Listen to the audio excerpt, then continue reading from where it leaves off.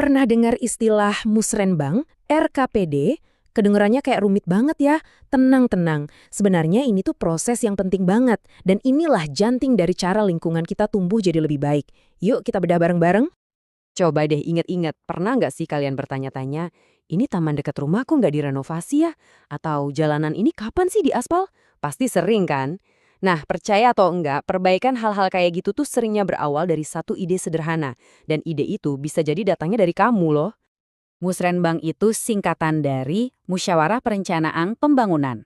Gampangnya, ini adalah momen di mana kita, warga biasa, bisa duduk bareng sama pemerintah buat ngobrolin mau dibawa kemana lingkungan kita. Jadi ini kayak jembatan gitu, antara apa yang kita mau sama apa yang bakal mereka kerjakan. Biar gampang, bayangin aja ini kayak kita lagi bikin daftar belanja atau wishlist buat lingkungan kita.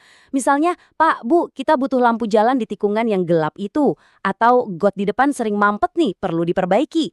Nah, daftar-daftar keinginan dari semua warga inilah yang dikumpulin dan jadi dasar buat rencana kerja pemerintah setahun ke depan. Oke, jadi kenapa sih musrenbang ini penting banget? Soalnya ini tuh bener-bener mengubah cara kerja pemerintah yang lama. Dulu itu top down, sekarang jadi bottom up. Apa tuh bedanya? Yuk kita lihat. Nah, ini dia bedanya. Dulu, model top down itu ibaratnya pemerintah di atas sana mutusin sendiri. Oke, kita bangun A, kita perbaiki B. Padahal mereka mungkin nggak tahu persis apa yang kita butuhin di lapangan. Nah, musrenbang ini pakai pendekatan bottom up.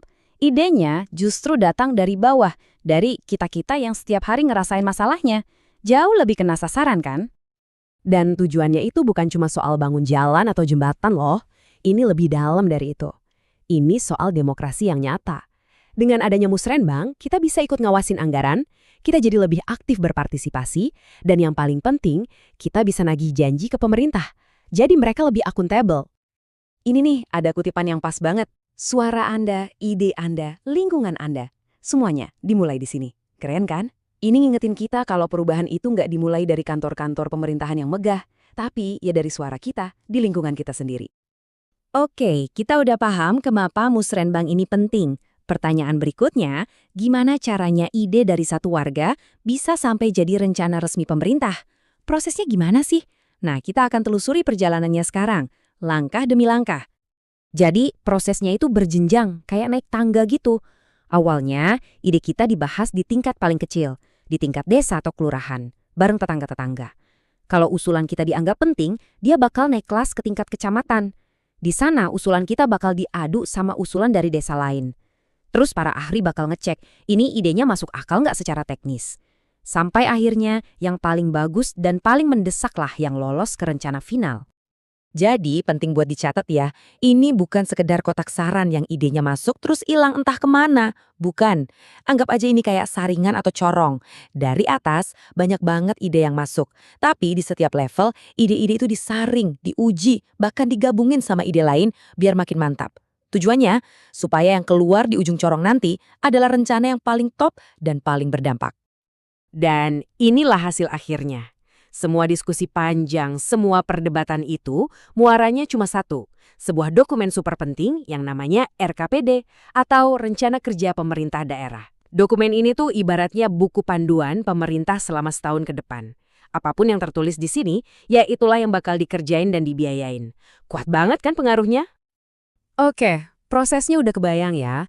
Nah, sekarang pertanyaan yang paling krusial, di mana posisi Anda di semua ini? Gimana caranya biar suara kita nggak cuma didengar, tapi benar-benar diperhitungkan? Ini nih, mungkin pesan yang paling penting dari semua ini. Anda tidak perlu jadi ahli tata kota atau insinyur buat ikut musrenbang. Sama sekali nggak perlu. Modal utamanya cuma satu, peduli sama lingkungan tempat tinggalmu. Justru, pengalaman Anda sehari-hari lewat jalan rusak itu, lihat anak-anak main di tempat yang kurang aman, itulah keahlian yang paling dibutuhkan di sini. Dan ternyata buat ikutan itu gampang banget loh. Coba deh cari tahu kapan jadwal musrenbang di daerahmu. Biasanya diumumin di kantor kelurahan atau bahkan di media sosial. Terus ya tinggal dateng, dengarkan dulu dan pas ada kesempatan berbicaralah. Sampaikan apa yang jadi unek-unek Anda. Jangan pernah remehkan kekuatan suara Anda. Karena pada akhirnya ini semua soal apa? Soal uang kita juga. Uang yang dipakai buat pembangunan itu kan dari pajak kita. Jadi, dengan kita ikut serta, kita itu secara nggak langsung jadi pengawas. Kita bantu mastiin uangnya dipakai buat yang bener-bener kita butuhin, kayak benerin got mampet, bukan buat proyek-proyek yang nggak jelas gunanya. Jadi, sekarang bolanya ada di tangan Anda. Forumnya sudah dibuka lebar-lebar. Kesempatan untuk ikut nentuin masa depan lingkungan Anda ada di depan mata. Pertanyaannya cuma satu, apakah Anda akan melangkah masuk dan mengambil kursi itu? Pilihannya ada di tangan Anda.